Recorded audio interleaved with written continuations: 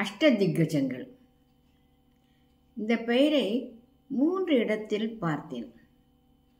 3 இடத்திலும் மிக அழகாக பொருத்தமாக அவை இருந்ததையும் பார்க்க முடிந்தது.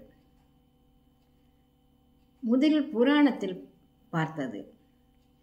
அஷ்டதிக்கஜங்கள் என்றால் என்ன? அஷ்ட என்றால் 8, திக் என்றால் திசைகள், கஜங்கள் என்றால் யானைகள், 8 திசைகளும் உள்ள யானைகள் என்பது பொருள்.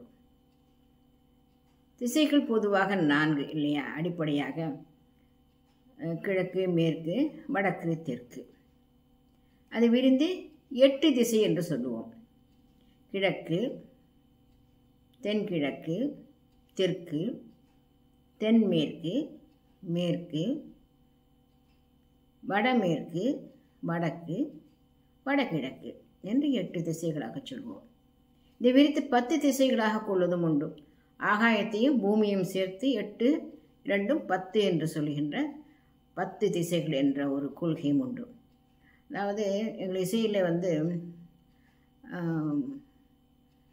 அந்த 12 சக்கரங்களுக்கு பெயர்கள் சொல்லும்பொழுது அந்த எண்ணுக்கு பொருத்தமாக இயற்கையான பெயர்களை வைத்திருப்பார்கள்.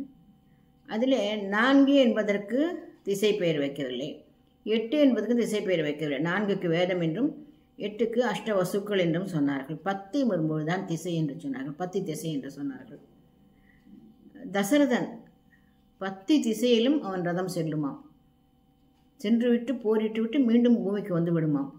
அதனால தான் அவருக்கு தசரதன் என்று, ராமபிரானுடைய தந்தையான தசரதனுக்கு தசரதன் என்று பெயர் வந்ததற்கான காரணமே அவருடைய ரதம் 10 திசையிலும் செல்லுமாம்.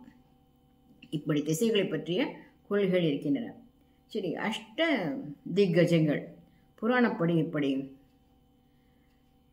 இந்த பூமியை பாதாளத்திற்கு கீழே இருந்து ஆதிசேஷன் தாங்குகிறான்.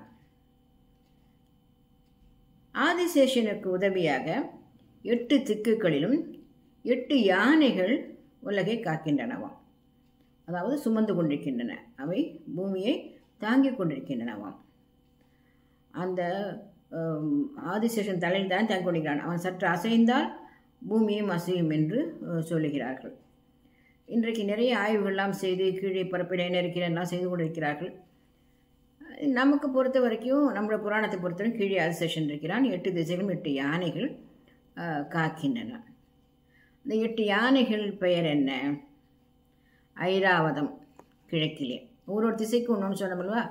ஐராவதம் கிழக்கிலே, புண்டரீகன் தென்கிழக்கிலே, வாமனன் தெற்கு திசையில், குமுதன் தென்மேற்கு திசையில், அஞ்சனன் மேற்கு திசையில், புஷ்பதந்தன் வடமேற்கிலே, சாரோபமன் வடக்கிலே, சுப்ரதீகன் வடகிழக்கிலே. இவ்வாறு 8 திசைகளிலும் 8 யானைகள் இந்த உலகை காக்கின்றனவாம். இன்னும் ஒரு அழகான ஒரு கருத்து. கீழே ஆதிசேஷன் காக்கின்றான். ஆதிசேஷத்திலும் நிறைய தெரியும். மகாவிஷ்ணுடைய படுக்கையாக இருக்கின்றான், அவருக்கு எல்லாமாக இருக்கின்றான்.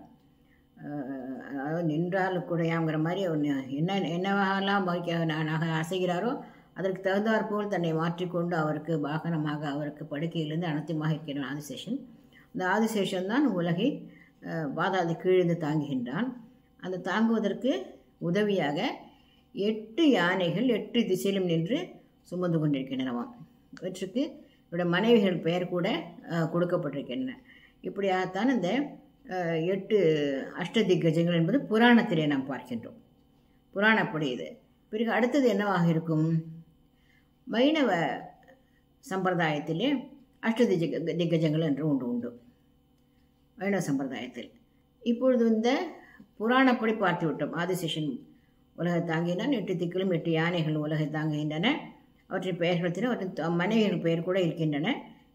இவர் பார்க்கின்றோம். இப்பொழுது அடுத்தபடியாக ஸ்ரீ வைஷ்ணவ மரபிலே எவ்வாறு இந்த அஷ்டதிக்கஜங்கள் எங்கு எவ்வாறு குறிப்பிடப்பட்டிருக்கின்றன என்பதை அடுத்த பகுதியிலே பார்க்கலாம்.